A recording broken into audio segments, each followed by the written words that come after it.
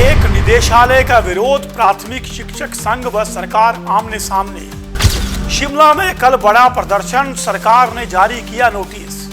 संघ बोला सरकार करे सस्पेंड या निलंबित, होकर रहेगा प्रदर्शन। प्रारंभिक और उच्च शिक्षा का एक निदेशालय बनाने के विरोध में अब जो है वो प्रारंभिक शिक्षक संघ सड़कों पर उतर आया है। शिमला के चौड़ा मैदान में प्राथमिक शिक्षक संघ ने एक बड़े आंदोलन का ऐलान कर दिया है। एक तरफ जहां प्राथमिक शिक्षक संघ अपने प्रदर्शन के बारे में प्रेस वार्ता कर रहा था, वहीं दूसरी तरफ सरकार ने उनके खिलाफ नोटिस जारी कर उन्हें इस प्रदर्शन को रोकने की हिदायत जारी कर दी। साथ ही उन पर अनुशासनात्मक कार्रवाई का भी निर्देश इस नोटिस में दिया है। लेकिन उसके बावजूद अब शिक्षक संघ भी अड़ गया है और उन्होंने कहा है कि अब ये प्रदर्शन होकर रहेगा। आपको बता दूं कि सरकार ने प्रारंभिक शिक्षा और उच्च शिक्षा निदेशालय को मर्ज कर एक निदेशालय बनाने का निर्णय लिया था। सरकार के फैसले का राजकीय प्राथमिक शिक्षक संघ ने विरोध करना शुरू कर दिया है। कल चौड़ा मैदान शिमला में प्रदेश भर से इस फैसले के विरोध में शिक्षक एक बड़ा धरना प्रदर्शन करने जा रहे हैं, जिसको लेकर के पहले ही सरकार को सूचित कर दिया गया था। सरकार ने प्राथमिक शिक्षक संघ को धरना ना करने के लिए नोटिस जारी किया है और सरकार की बात ना मानने पर शिक्षकों के खिलाफ कानूनी और विभागीय कार्रवाई अमल में ले जाने की चेतावनी दी है। शिमला में पत्रकार वार्ता कर प्राथमिक शिक्षक संघ के अध्यक्ष जगदीश शर्मा ने कहा कि शिक्षा के क्षेत्र में सरकार बदलाव कर रही है, जिसका हम स्वागत करते हैं, लेकिन प्रारंभिक और उच्च शिक्षा निदेशालय को मर्ज कर एक निदेशालय बनाने से शिक्षा में गुणात्मक सुधार के बजाय शिक्षा का बुनियादी ढांचा तहस-नहस हो जाएगा। इसको लेकर कई बार सरकार के साथ वार्ता भी हुई, लेकिन परिणाम निराशाजनक ही रहे हैं।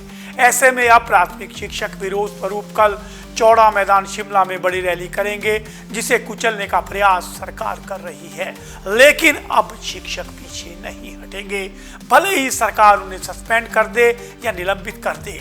सरकार अगर इस तरह से शिक्षकों को डराएगी तो कल शाम से पढ़ाई को छोड़ अन्य सभी ऑनलाइन कार्यों को शिक्षक नहीं करेंगे।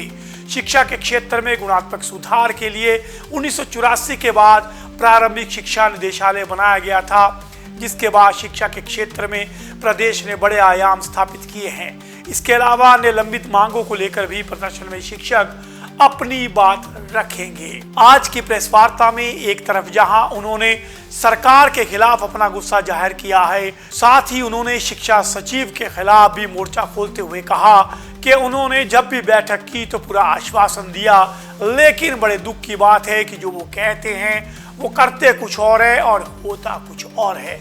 कहीं ना कहीं सरकार के पास उनकी बातों को सही तरह से नहीं पहुंचाया जा रहा है।